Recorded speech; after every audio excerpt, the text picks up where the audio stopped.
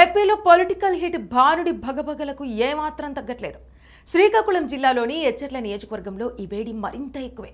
అధికార ప్రతిపక్షాల్లో గ్రూపులతో నిత్యం hot politics నడిచే ఎచ్చెర్లలో రెండు పార్టీలు ఊహించలేని ట్విస్టులతో రాజకీయాన్ని మలుపు తిప్పేశాయి. తాము ఒకటి తలిస్తే అధినేతలు మరోలా నిర్ణయాలు తీసుకోవటం రెండు ప్రధాన పార్టీల్లో కేడర్ గప్చుపైపోయింది. ఎచ్చెర్ల నియోజకవర్గం పొలిటికల్గా చాలా ఇంట్రెస్టింగ్గా మారుతోంది. పరిశ్రమలు, విద్యా కేంద్రాలు ఉన్న ఎచ్చెర్లలో ఒకవైపు సుదీర్ఘ సముద్ర తీరం, మరోవైపు పొడవైన జాతీయ రహదారితో జిల్లాలో ఆర్థిక కేంద్రంగా మారింది. Doctor BR Ambedkar university, Rajiv Gandhi triple ఐటీతో పాటు ఇంజనీరింగ్ కళాశాలలు ఉన్న ఎచ్చెర్ల నియోజకవర్గం జిల్లా కేంద్రం శ్రీకాకుళం పక్కనే ఉంటుంది. అంతేకాకుండా నియోజకవర్గం పరిధిలోని రణస్థలం పారిశ్రామిక వాడలో ఎన్నో ఫార్మా పరిశ్రమల వల్ల ఉపాధి కోసం ఇతర ప్రాంతాల నుంచి వచ్చిన వారు స్థిరపడ్డారు. ఒకవైపు ప్రకృతి వనరులు, మరోవైపు విద్యా వ్యాపార సంస్థలు, పరిశ్రమలు ఉన్న ఎచ్చెర్ల నియోజకవర్గానికి రాజకీయంగా ఎంతో ప్రాధాన్యత ఉండటంతో ఈ నియోజకవర్గంలో పట్టు కోసం ప్రధాన పార్టీలు శతవిధాలా ప్రయత్నిస్తుంటాయి. 1967లో ఏర్పడిన ఎచ్చెర్ల నియోజకవర్గం టీడీపీకి కంచుకోట.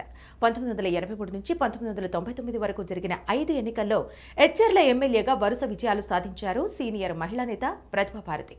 మంత్రిగా, అసెంబ్లీ స్పీకర్గా సుదీర్ఘ రాజకీయ అనుభవం గడించిన ప్రతిభా భారతి 2004లో ఓడిపోయారు. ఆ ఎన్నికల్లో ఎచ్చెర్ల నుంచి కోండ్ర మురళీమోహన్ గెలుపొందారు.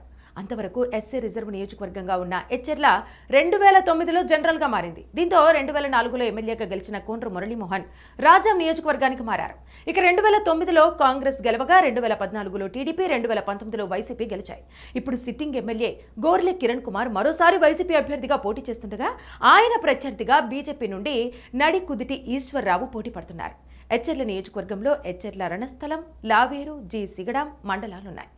మొత్తం 2,42,918 ఓట్లున్నాయి. గత 2 ఎన్నికల్లో వైసీపీ, టీడీపీ మధ్య విజయం దోబూచులాడగా ఈసారి టీడీపీతో జతకట్టిన బీజేపీకి ఈ నియోజకవర్గంలో సీటు కేటాయించడంతో ఫలితాలపై ఉత్కంఠ రేపుతోంది. అధికారం కట్టబెట్టేది శాసించడానికి కాదు, పాలించడానికి. 5 ఏళ్లకు ఒక్కసారి చేతికొచ్చే ఆయుధం అసమర్థుని ఆదుకోవడానికి కాదు, దమ్మున్న నేతని ఎన్నుకోవడానికి. ప్రజాక్షేత్రంలో ఎంతటి ఘనుడైనా మట్టి కొరగొచ్చు, మట్టి మనుషులకు సైతం పట్టం కట్టొచ్చు. ఎవరిని సింహాసనం ఎక్కించాలో, ఎవరి మెడలు వంచాలో ప్రజలకు బాగా తెలుసు. ఇప్పుడు సమయం ఆసన్నమైంది.